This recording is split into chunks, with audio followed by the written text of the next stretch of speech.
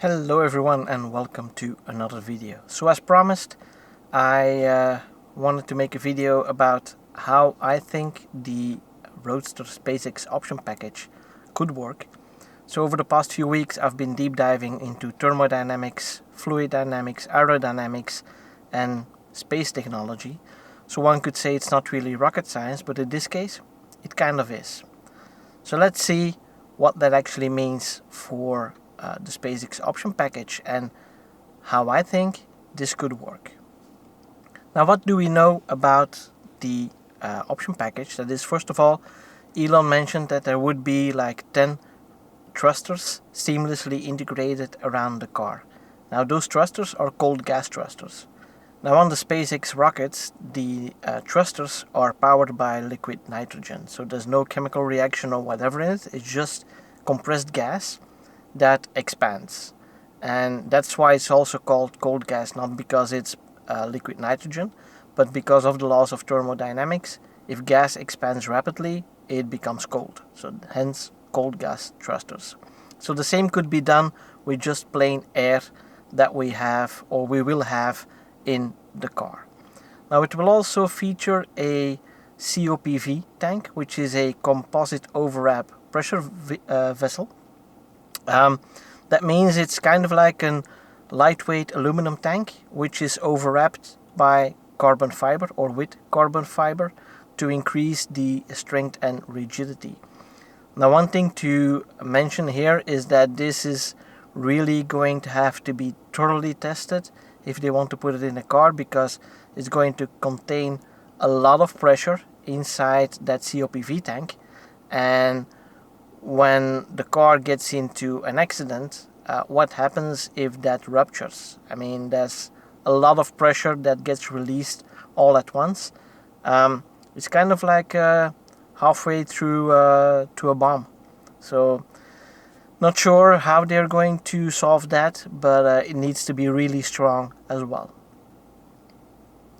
Now we also know that the nozzles are going to be seamlessly integrated around the car, but logically speaking, there will be some that are going to be in the back, shooting backwards for acceleration, and there are definitely going to be some at the bottom, because Elon also mentioned several times that the Roadster will be able to hover, maybe even fly for short hops, but it will definitely hover. So that means that there are going to be nozzles at the bottom of the car. Now, some are going to be for handling, and what that means is something that we're going to find out, because in my opinion there are three ways that this compressed air can actually help the car accelerate and handle a lot better. Now, before we dive into that, there's some things I need to mention. First of all, this is going to be an extremely loud option. If you've ever heard an air compressor getting the air released, that's not even close to the force that is going to come from that COPV tank.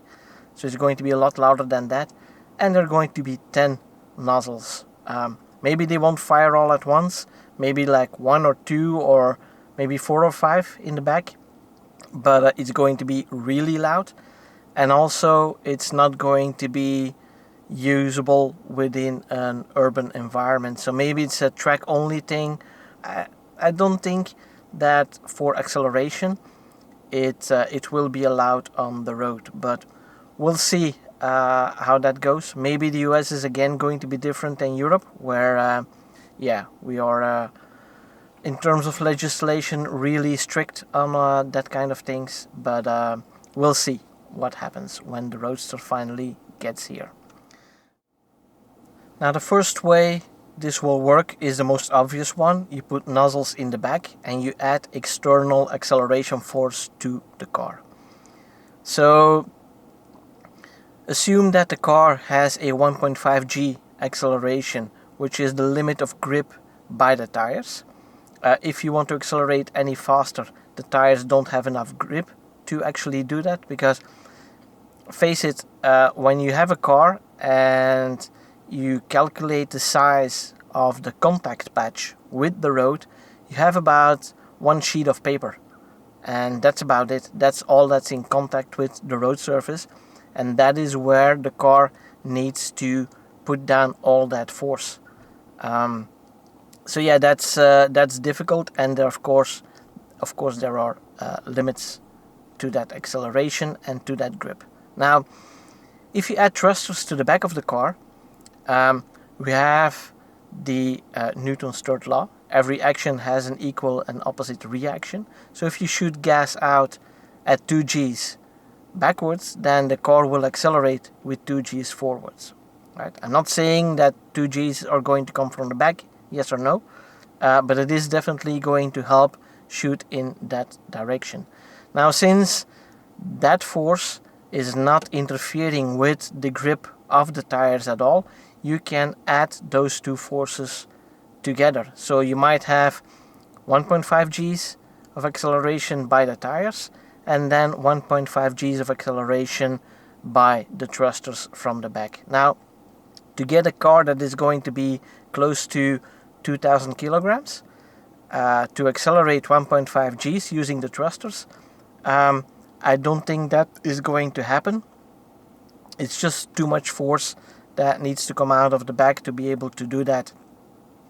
We're talking about the same forces that it takes to turn around the Falcon 9 booster in space. When you see those puffs coming out, it's about the same force that is required to launch the car in that kind of fashion. So I think it's too much. We're not going to get that much, but it is going to help in that direction, definitely.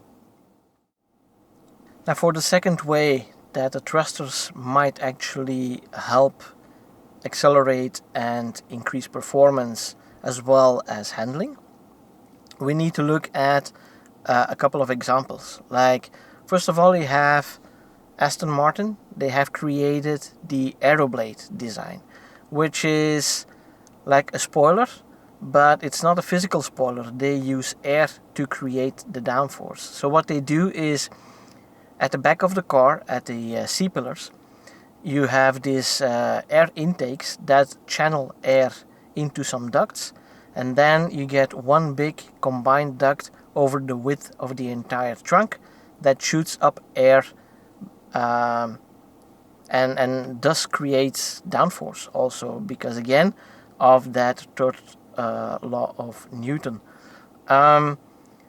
Now, Aston Martin, they claim that at speed this will generate 180 kilograms of downforce, or 396 pounds. That's quite a bit by just shooting air up, and this is just talking about the air that is racing in at speed. If you put compressed air in and you shoot those up, that is going to create a significant amount of downforce.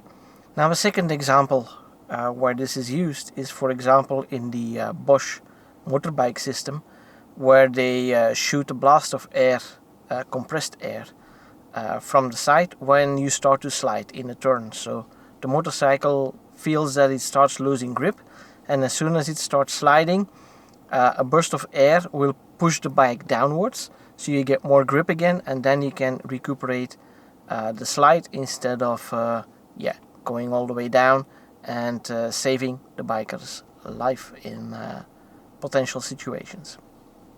So those are means of how it currently works with other companies.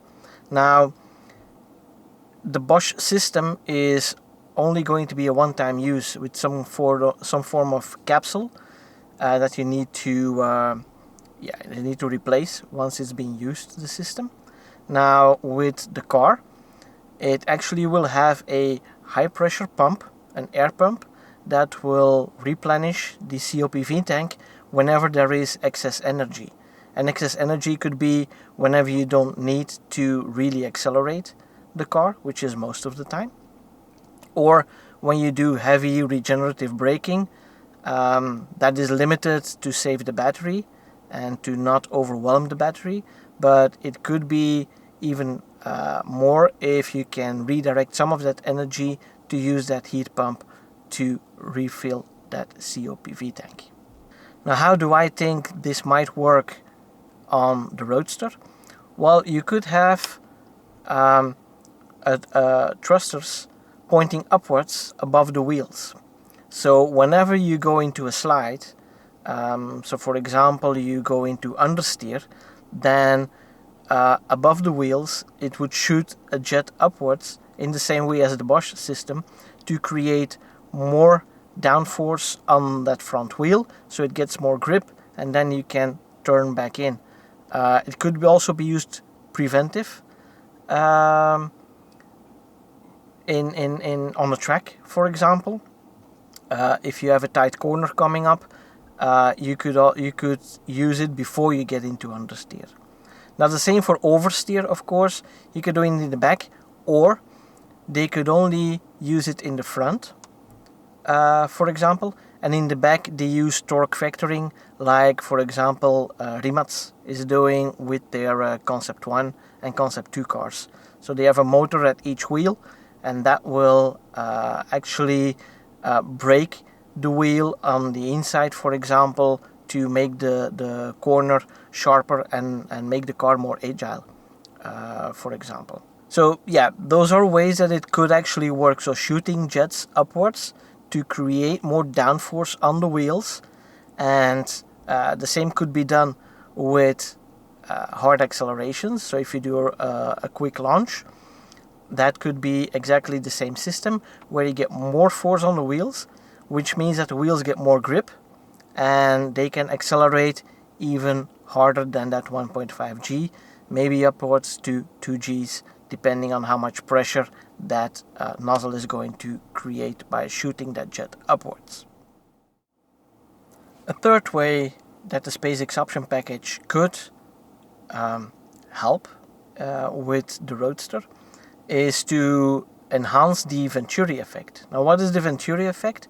The venturi effect is basically an effect from fluid dynamics, and air is more or less a fluid as well, where if you accelerate a fluid by creating a bottleneck, which is what is happening underneath the car, right?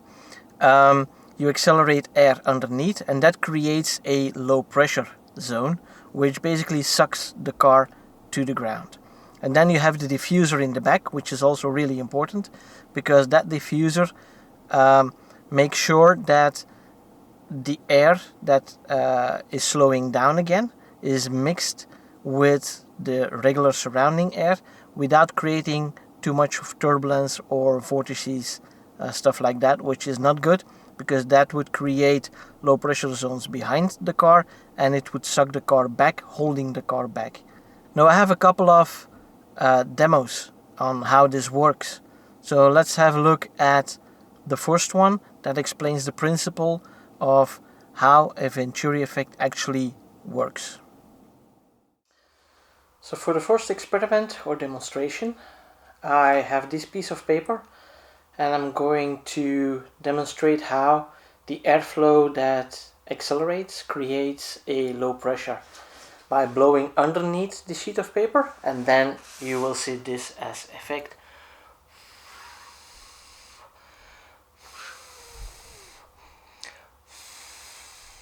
So you really see I'm blowing underneath the piece of paper, not on top, because then it only bends a little bit. But if I really blow hard underneath,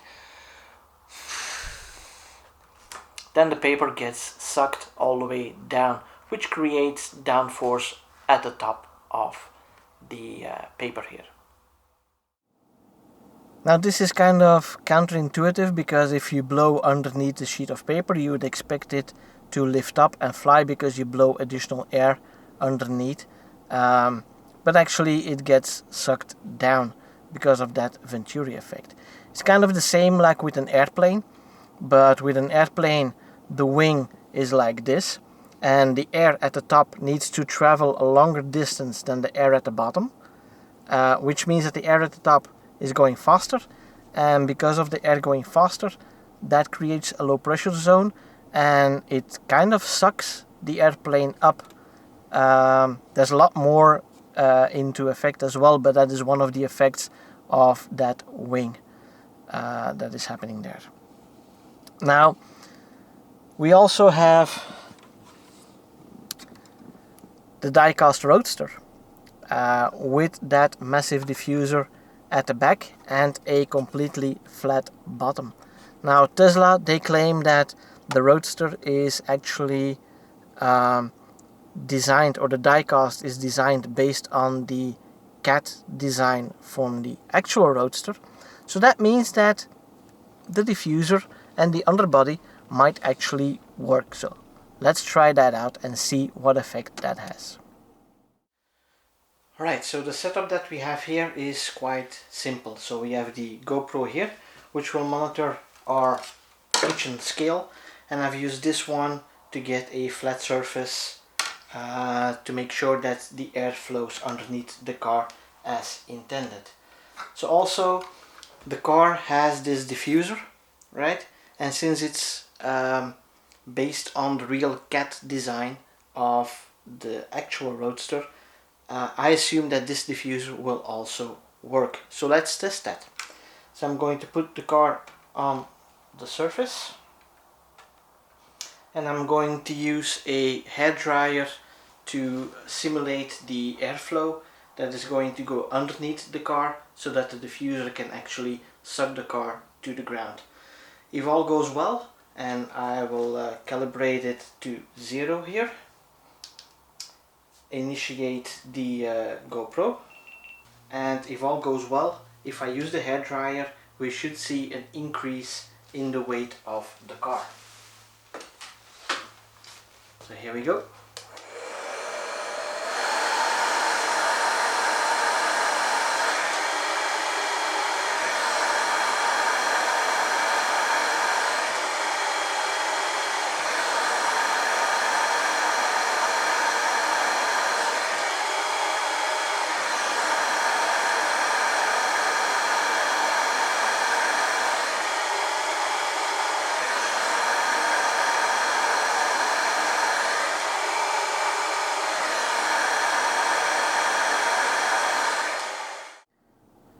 Alright, so that was interesting. Now, don't pin me on the numbers that we have there, and don't start calculating anything with the numbers, because the problem with fluid dynamics and aerodynamics is it doesn't really scale that well.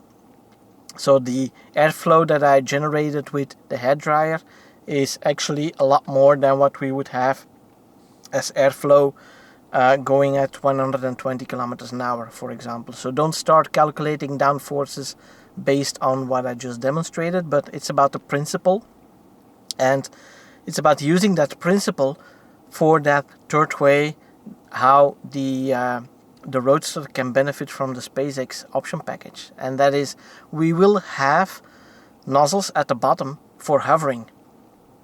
So to be able to hover the car, the nozzles need to shoot downwards, but also we need stability in flight. So the nozzles will need to be motorized somehow, so they can make tiny adjustments if the car starts drifting because of wind or whatever, because it's a little bit wonky, I don't know. So that needs to be constantly calibrated and adjusted. And since they are motorized, why not have them shoot air at the back of the car?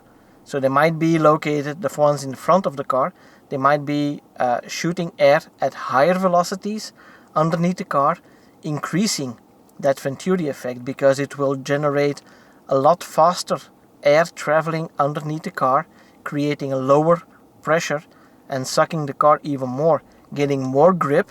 And again, the acceleration will help, or the tires will be helped because they get more grip, but also the acceleration will have that external component again, because they shoot backwards. That means that the car will be propelled forwards again. So yeah, there you have it. These are the 3 ways that I think that the SpaceX option package might work on the Roadster. I've looked at the science of it. I wasn't just speculating like, yeah, maybe this, maybe that. I looked at the science of it. All of them are plausible. We just have to wait and see how it actually is going to work, and whether or not it's going to be legal to put this on a car, because man, I would love to have this option. This will be really, really special to have a car that can actually do that kind of stuff. And I think, as I said before, a Roadster like that is going to be a collectible, because I don't think any other car ever is going to have an option like this. And that alone makes it worth trying to get my hands on a car like this. So yeah, I hope you enjoyed this little explanation. I hope you're looking forward to the Roadster as much as I do. And as always, if you like the video, please give it a thumbs up. And don't forget to subscribe to the channel using that button down there. And make sure you click that little bell icon so you don't miss out on any new videos. And for now, thanks for watching. See you guys next time. Bye bye.